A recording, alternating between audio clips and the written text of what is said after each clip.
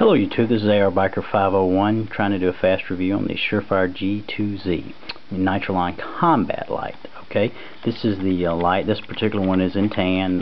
One thing to note very quickly, it's packaged really nice, as you can tell. It comes with two major accessories that some of the other G2s and the Surefire 6P do not have. It comes enclosed with your lanyard ring as well as a Surefire brand quality lanyard, which is a nice feature to have. Here's one unpackaged to move right along. As you can see, like I mentioned, it has lanyard ring here, and right off the bat you notice that it's much smaller diameter, and I really like that. I don't really have necessarily big paws, and so that's great for me. This light is and feels small. This is not identical 6P light, but you can tell it's especially compared to the Solar Force, it's a good bit smaller compared to the Quirk that I just recently did a review on. It's not much longer. Of course, it has a larger, fatter head, giving the ability to have drop-ins and change them.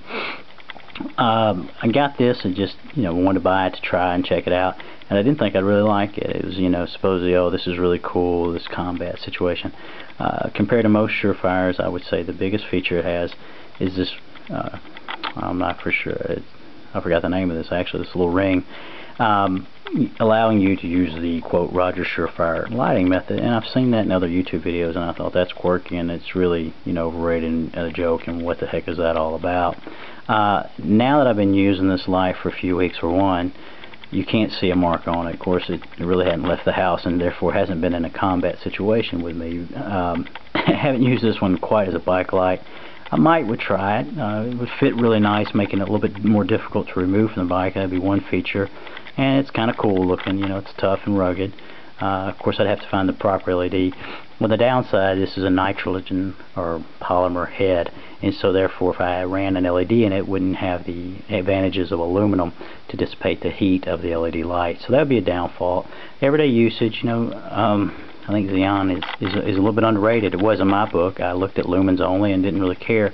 This light is rated for 60 lumens. Well, if I can see what I can see, does it matter if I'm using 60 lumens or 900? What's important to me is to be able to have useful and effective light. The other thing I like with Xeon lights is do a little bit of gardening coming up this spring, and it just seems to reflect back, this is my opinion, reflect back natural colors. But this was a Xeon model, which was less expensive, and I may pony up and get a black metal one. I would like that. Anyhow, going back though to the primary advantage of this light is it does come with a lanyard ring, which I do like, because it just seems that I like if I want to use this with hunting or any application. A lot of times if I'm doing something like that, I can actually hang this thing. I don't use the stock lanyard, I have a longer one, and I hang this on my belt, put it in my pocket. It's not so huge. I can pull it out, do whatever I need to. If I do drop it, I've got it. It's not going anywhere, and I don't find the length of the lanyard limiting. I mean, my arms are only so long, so extending past the lanyard length is not an issue. The fact that it does include that, that's probably a $5 accessory if I was just ordering that by itself, or even the nice Surefire lanyard, so that's nice. But I don't have a lot of use with Surefire lights, and the momentary forward push use was just different to me. I was accustomed to more of the clicky operation of the typical less expensive lights, China and DX lights and other ones, and I wasn't very familiar with the momentary forward push. The more I use lights and the more I've gotten accustomed to the momentary forward lights, I really like that, because it's just simple. It saves on energy. You're not holding it on or clicking. But the number one thing that I noticed, if I'm going outside and I kind of hear something around the yard, now I'm not talking about a burglar or anything like that, more a cat, dog, whatever, I don't know what it is, I can easily pick up this light with one hand and activate it. And I'm not very familiar with this light. Activate it just like that. And I like that, because I really just, when I'm in the yard, I don't want to be shining it. I live in a suburban area, and I don't want to light up my neighbor's houses constantly, which I do at 2 o'clock in the morning regularly on flashlight reviews, but they don't need to know about that. So I can do this with one hand, and I find it just incredibly easy to operate. And it's also, you can point, you can somewhat aim it just like you would a pistol. I really like that, because what I did notice is that compared to this, especially if I've got something in my hand and I don't want this huge bright light on, it comes in a situation where I have to, let's say I'm holding a Coca-Cola, or I'm doing something or trying to do something, I'm trying to fumble with lights, and and I'm hitting this thing on something, And then if it's too bright and I'm blinding my neighbors, I'm like, hey, give me a second to turn that off. It requires two-hand operation. I can't physically do the Rogers Surefire method with this light without the trigger button ring or whatever you want to call that. That's not possible. As well as this is not a Surefire brand, but the difficulty and the amount of energy it takes to do it.